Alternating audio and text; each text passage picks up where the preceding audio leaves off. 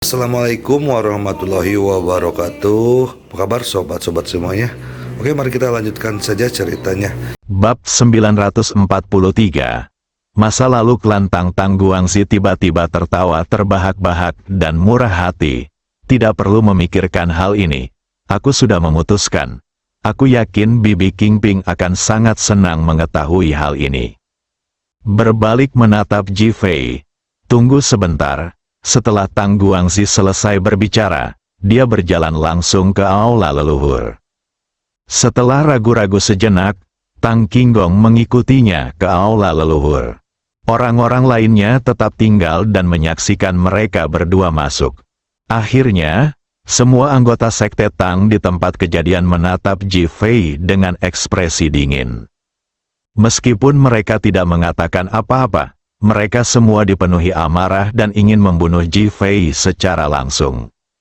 Walaupun sekte Tang tidak menjelaskan apa hubungannya dengan Jalan Suzong, fakta bahwa mereka mengambil inisiatif untuk memberikan jiwa mereka kepada wanita tingkat master ini sangat mengubah kesan Ji Fei terhadap sekte Tang. Oleh karena itu, reaksi orang-orang tersebut diabaikan begitu saja.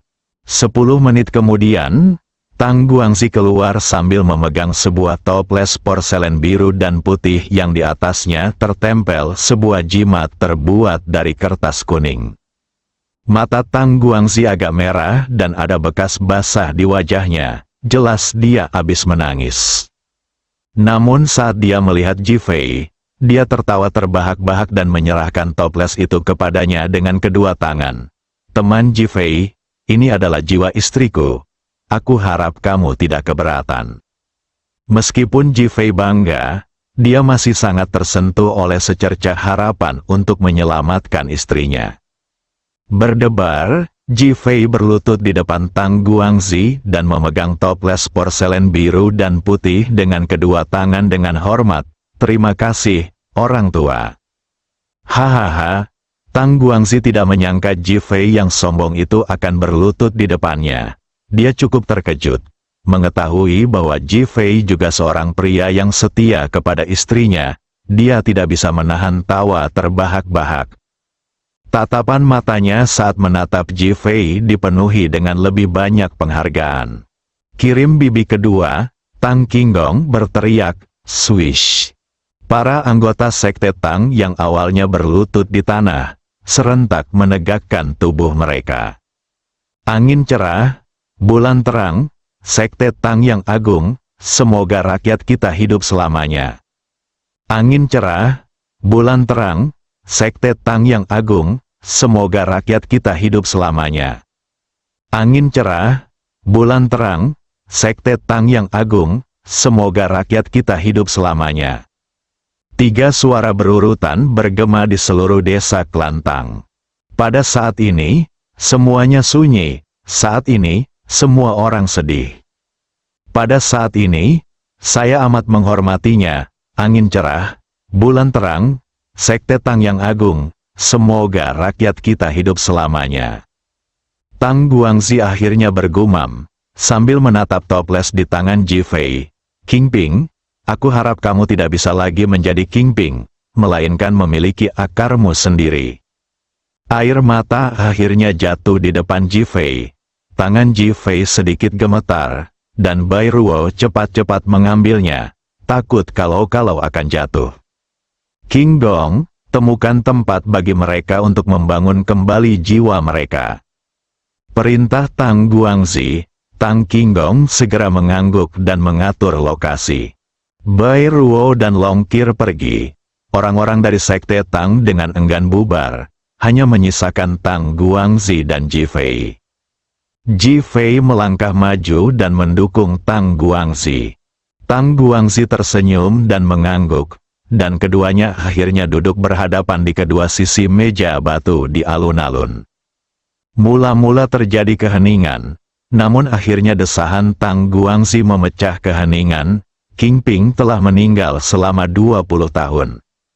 Tampaknya seperti kenangan, tetapi lebih seperti narasi masa lalu. Ji Fei mengangguk, Tang Guangxi melanjutkan, dia meninggal karena Jalan Suzong.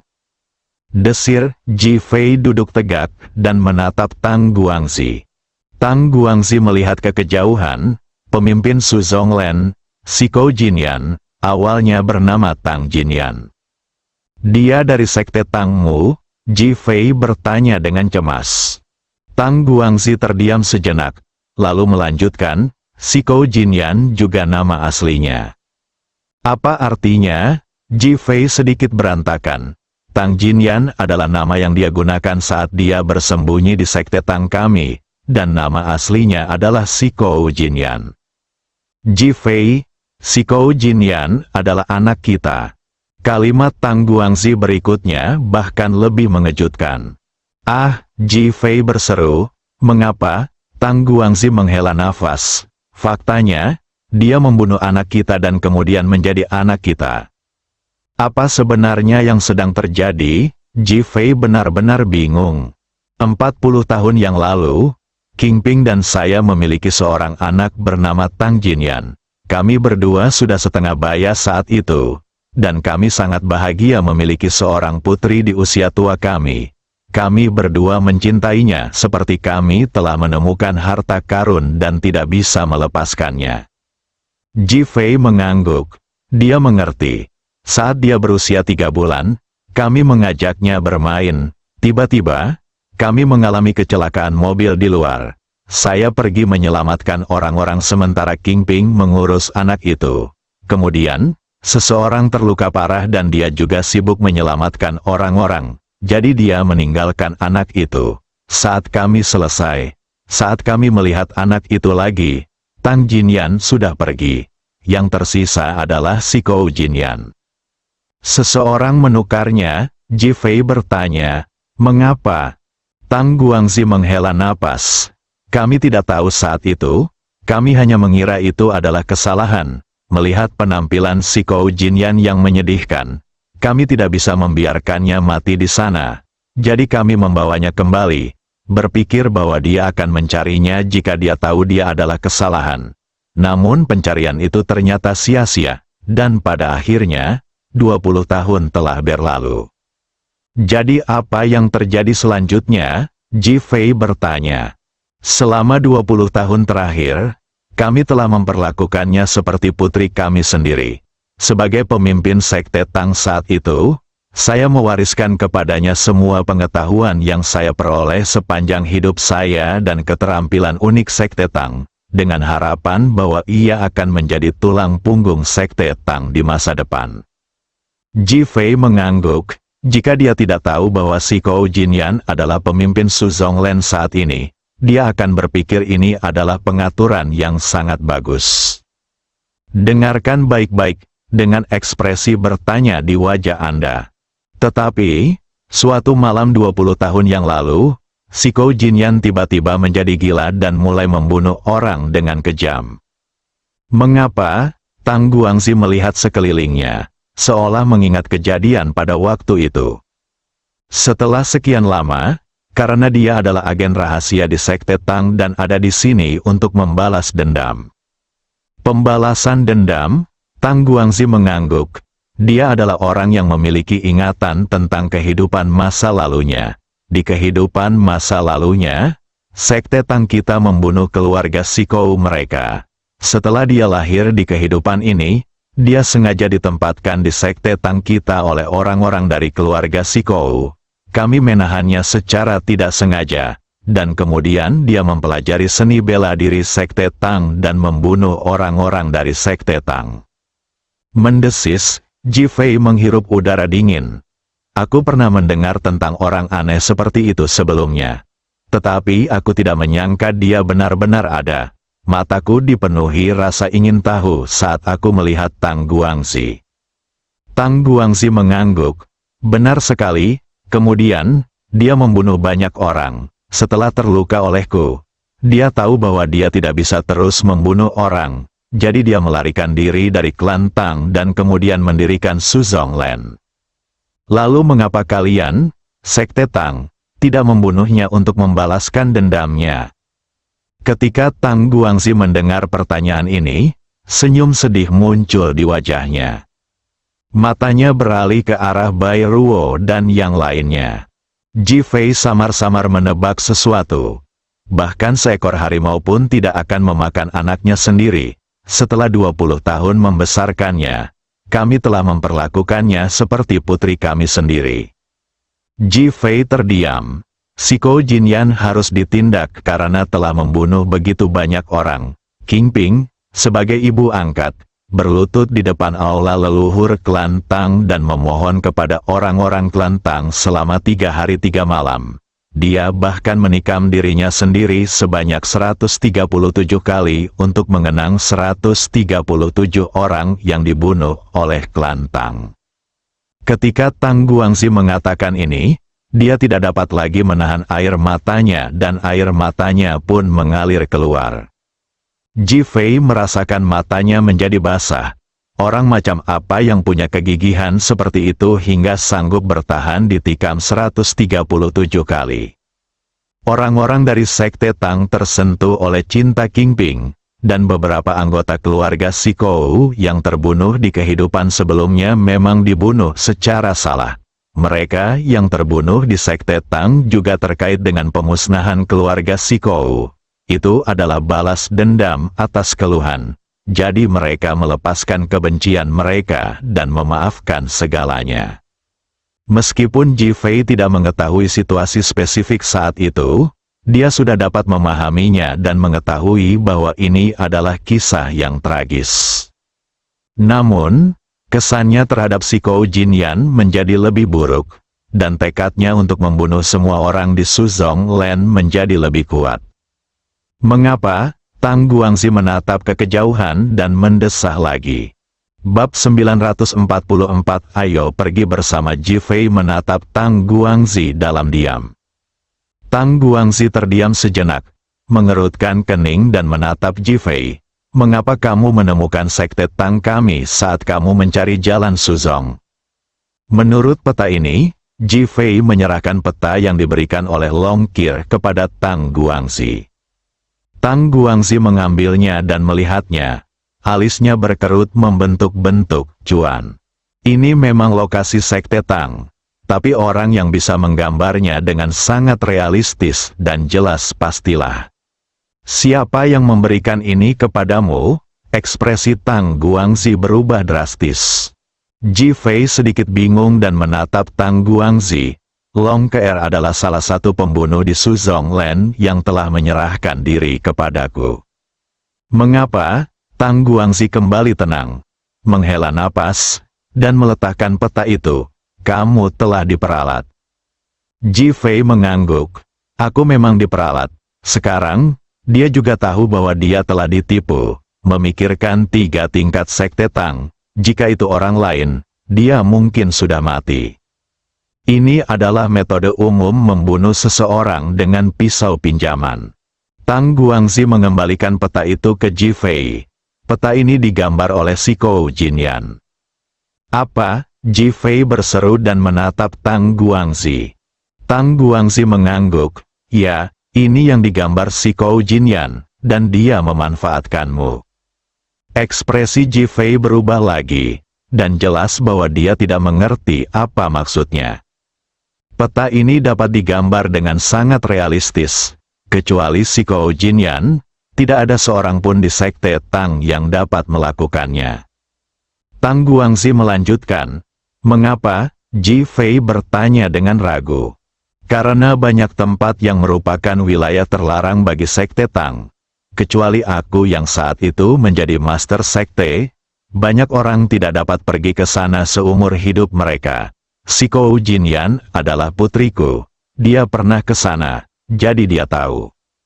Brengsek, Ji Fei tidak bisa menahan diri untuk tidak mengumpat. Sebenarnya kamu telah tertipu. Di mana? Pembuluh darah di dahi Ji Fei mulai menonjol. Gadis KR, dia, apa yang terjadi padanya? Ji Fei tiba-tiba teringat ekspresi Tang Guangxi dan Tang Qinggong ketika mereka melihat KR. Dia sangat mirip Siko Jinyan, mendesis. Ji Fei menarik napas dalam-dalam, duduk tegak, dan tampak terkejut. Mungkinkah itu? Dia berpikir jika Long Keer tidak tahu bahwa si Kou Jinyan memanfaatkan hubungannya dengan dirinya. Bukankah wanita ini terlalu licik? Itu putrinya. Dan jika Long Keer benar-benar bekerja sama dengan ibunya dengan sengaja, maka mungkin kakak Ji Fei, sesuatu yang buruk telah terjadi. Pada saat ini, Long Keer tiba-tiba berlari keluar sambil menangis keras. Teng, Ji Fei tiba-tiba berdiri dan berjalan cepat. Keer, ada apa? Baru saja, Suster Bai Ruo mengubah jiwa Suster Ruosi. Jiwa yang keluar darinya benar-benar mulai menggigit dan memakan orang dengan gila-gilaan. Jiwa itu telah memakan beberapa orang dari Sekte Tang. Suster Bai Ruo berusaha keras melindungi Suster Ruosi. Ah, Ji Fei berseru dan berlari cepat. Tang Guangxi bahkan bergegas maju. Pada saat ini, ruangan itu dipenuhi dengan suara-suara pertempuran yang berderak, dan teriakan Bai Ruo dapat terdengar dari waktu ke waktu. Ji Fei dan Tang Guangxi mempercepat langkah mereka dan tiba di halaman. Ledakan, disertai suara keras, Bai Ruo terbang keluar jendela sambil menggendong Li Ruosi. Ji Fei tiba-tiba melompat dan langsung menangkap kedua orang itu. Wah, Tang Guangxi menerima pukulan dari bayangan hitam yang melompat keluar, dan dia mundur 5 atau 6 langkah sebelum dia bisa berdiri tegak. Ketika mendongak, aku melihat sesosok hantu jahat berdiri di hadapanku. Ia berambut hitam, rambutnya acak-acakan, wajahnya mengerikan, dan dagingnya terus membusuk dan berjatuhan. Kamu dari mana sih? Tang Guangxi bertanya dengan marah. Hahaha, Tang Guangxi, aku istrimu Qing Ping, setelah 20 tahun tidak bertemu. Apakah kamu tidak mengenaliku? Hantu perempuan itu nampaknya masih memikirkan sesuatu dan menjawab dengan sangat lugas. Tidak mungkin, bagaimana kau bisa menjadi hantu? Tang Guangxi mengira bahwa dirinya telah berubah menjadi abu hari itu, dan hanya menyelamatkan jiwanya, siap untuk pergi ke alam baka bersamanya 100 tahun kemudian. Mengapa sekarang dia berubah menjadi hantu? Tak terbayangkan, mungkinkah karena si Kou Jinyan? Ji Fei mengingatkan dari samping. Kepala Tang Guangxi berdengung. Si Kou Jinyan terlahir kembali dan dapat mengandalkan ingatan masa lalunya, jadi tidak akan sulit baginya untuk menyerang orang mati. Binatang, tidak peduli seberapa besar dia membencimu, dia tidak mungkin menjadi orang yang tidak tahu terima kasih. Wajah Tang Guangxi sangat terdistorsi, dan dia jelas sangat marah. Bahkan Ji Fei sangat marah saat ini. Jika memang begitu, itu hanyalah perilaku yang tidak manusiawi. Bagaimanapun, dia adalah ibu angkat yang membesarkannya selama 20 tahun dan meninggal untuk menebus dosa-dosanya. Ji Fei, jiwa ini pasti tidak bisa digunakan. Napas Bai Ruo akhirnya menjadi teratur saat ini, dan dia menatap Ji Fei untuk mengingatkannya. Ji Fei mengepalkan tangannya erat-erat dan menatap Qing Ping yang telah berubah menjadi hantu. Dia semakin membenci si Kou Jinyan. Wanita ini terlalu licik. Yang lebih penting adalah wanita ini sangat kejam. Tidak ada yang lebih kejam daripada melakukan hal seperti itu kepada wanita yang membesarkannya selama 20 tahun. Terutama mereka yang meninggal dengan mata terbuka, yang mana merupakan perilaku yang sangat kejam. Rambut putih dan jenggot Tang Guangxi juga bergetar terus-menerus, dan wajahnya menunjukkan ekspresi yang sangat rumit dan menyakitkan. Qing Ping melangkah maju perlahan. Guangxi, aku selalu merindukanmu. Aku memikirkanmu siang dan malam, hanya berharap untuk bertemu denganmu lagi. Aku sangat senang bertemu denganmu hari ini. Apakah kamu akan merasa terganggu karena aku jelek? Ada sedikit rasa malu dalam nada bicara Qing Ping, seperti wanita kecil yang pemalu. Ekspresi Tang Guangxi yang awalnya waspada langsung rileks. Dia menatap Qing Ping di depannya dengan ekspresi yang sangat rumit di wajahnya. Qing Ping adalah cinta dalam hidupnya. dan dia juga mencintai King Ping sepanjang hidupnya. Kedua orang itu telah dipisahkan oleh Yin dan Yang selama 20 tahun. Mereka tidak menyangka akan mendengar suara King Ping lagi hari ini. Peristiwa masa lalu muncul di benak mereka dengan jelas. Ada lebih banyak kerumitan dan emosi di mata mereka, dan bahkan lebih banyak perasaan yang tak terlukiskan. King Ping, apa yang terjadi? Nada bicara Tang Guangzi juga penuh kelembutan. Guangzi, apakah aku sudah berubah? Aku hanya merindukanmu. Siang dan malam, aku tidak tahu apa-apa. Selagi King Ping berbicara, dia bergerak ke arah Tang Guangzi lebih cepat lagi. Tang Guangzi melihat bahwa King Ping masih memiliki perasaan padanya, dan 20 tahun kerinduannya meletus seperti gunung berapi. Dia juga berlari ke arah King Ping dengan cemas. Hati-hati, dia ingin menyakitimu, Bai Ruo mengingatkan dengan keras di sampingnya. Tang Guangzi terdiam sejenak. Namun King Ping sudah terlebih dulu melemparkan dirinya ke dalam pelukannya. Tang Guangzi hendak memeluk King Ping erat ketika tiba-tiba wajahnya menunjukkan rasa sakit dan distorsi yang luar biasa. Pakaian putih itu langsung ternoda merah oleh darah, dan darah merah itu masih mengalir keluar. Tuan Tang, Ji Fei berseru. Tang Guangzi menundukkan kepalanya dan melihat tangan King Ping mencengkeram jantungnya. Wajahnya yang awalnya ditutupi daging busuk, menunjukkan ekspresi yang sangat mengerikan dan senyum dingin. Tapi, tawanya mengerikan, tapi, senyumnya seram. Tapi, senyumnya menakutkan. King Ping, kamu pergilah ke neraka. Wah! Tangan King Ping mencengkeram jantung Tang Guangzi dengan kuat. Tang Guangzi merasa seolah-olah tubuhnya langsung tersedot keluar dan jantungnya hancur dalam sekejap. Oh tidak, dia akan berubah menjadi hantu, Ji Fei berseru di samping. Mata Tang Guangzi, yang hendak terpejam karena putus asa, tiba-tiba melebar dan senyuman terakhir muncul di wajahnya. King Ping, ayo kita pergi bersama. Bersambung.